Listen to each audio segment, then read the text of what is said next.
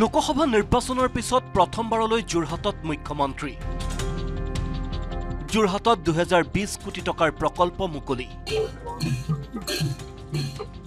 12625 গৰাকী মহিলাক ঋণমুক্ত কৰিলে মুখ্যমন্ত্ৰীয়ে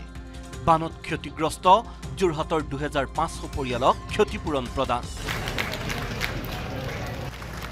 লোকসভা নিৰ্বাচনৰ পিছত শুকুৰবাৰে প্ৰথমবাৰলৈ যোৰহাটত উপস্থিত হোৱা মুখ্যমন্ত্ৰী হিমন্ত বিশ্ব শৰ্মাই হিতাধিকাৰীক অনুদান বিতৰণৰ বৃহৎ অনুষ্ঠানত অংশগ্ৰহণ কৰে আগন্তুক পঞ্চায়ত নিৰ্বাচনৰ প্ৰতি লক্ষ্য ৰাখি ৰাজ্য চৰকাৰে আৰম্ভ কৰা বিকাশৰ 12 দিনৰ অংশস্বৰূপে যোৰহাট ষ্টেডিয়ামত মুখ্যমন্ত্ৰীয়ে 12625 গৰাকী মহিলাক মাইক্ৰ ফাইনেন্সৰ ঋণমুক্ত কৰিলে যোৰহাটৰ ক্ষতিগ্ৰস্ত মহিলাৰ হাতত মুখ্যমন্ত্ৰীয়ে তুলি দিলে নো ডিউজ সাৰ্টিফিকেট এই অনুষ্ঠানতে মুখ্যমন্ত্ৰীৰ ঘোষণা লাখপতি বাইদেউসকলে শীঘ্ৰে লাভ কৰিব 10000 কোটি টকা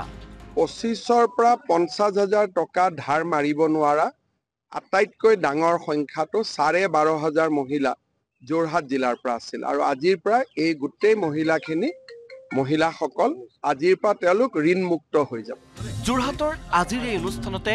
যোৰহাট জিলাত বানপানীত ক্ষতিগ্ৰস্ত 2500 পৰিয়ালক ক্ষতিপূৰণ প্ৰদান কৰে মুখ্যমন্ত্ৰীয়ে লগতে মুখ্যমন্ত্ৰীৰ ঘোষণা 15 ডিচেম্বৰৰ পৰা প্ৰতিটো সমষ্টিত অৰুণোদয় তৃতীয় সংস্কৰণৰ হিতাধিকাৰীৰ নিৰ্বাচন হ'ব 2024 চনৰ প্ৰলয়ংকৰী বানপানীত যিসকলে ঘৰ হেৰুৱাইছিলে পশুধন হেৰুৱাইছিলে হাঁস পোছাক বাচন বৰ্তন যাৰ আৰ্থিক ক্ষতি হৈছিলে তেনে ব্যক্তিসকলকো আমি আজি বান সাহায্য হিচাপে সমগ্ৰ অসমতে প্ৰায় 350 কোটি টকা বিতৰণ কৰাৰ কাম আমি হাতত লৈছিলো আৰু যোৰহাট জিলাৰ ক্ষতিগ্ৰস্ত লোকসকলেও আজি ইয়াত উপকৃত হৈছে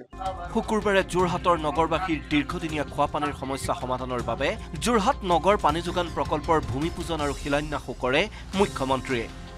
170 কোটি টকা ব্যয় সাপেক্ষে নিৰ্মাণ হ'ব এই স্বয়ংক্ৰিয় পানী যোগান প্ৰকল্প যোৰহাট চহৰত বহু দিনৰ পৰা পানী যোগান সম্পৰ্কে ৰাইজৰ অভাৱ অভিযোগ আছিলে আজি ৰাজ্য চৰকাৰে 170 কোটি টকা ব্যয় কৰি এটা ফুল্লি অটোমেটিক অৰ্থাৎ য'ত নেকি পানীৰ প্ৰেছাৰ কমিলেও কন্ট্ৰোল ৰুমত গম পাব পানীৰ পাইপ ফুটিলেও কন্ট্ৰোল ৰুমত গম পাব তেনেকুৱা প্ৰায় 170 কোটি টকা খৰচ কৰি ষ্টেট অফ আৰ্ট পানী যোগান আঁচনি এটাৰ কাম কৰা হ'ব মুখ্যমন্ত্ৰীগৰাকীয়ে অচিৰেই অসমৰ প্ৰতিখন জিলাতে একোখনকৈ মেডিকেল কলেজ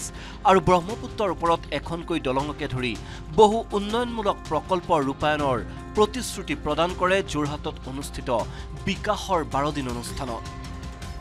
টিয়কৰ পৰা দিগন্ত হাজৰিকাৰ সহযোগত যোৰহাটৰ পৰা গৌতম বৰাৰ report news 18 Assam north east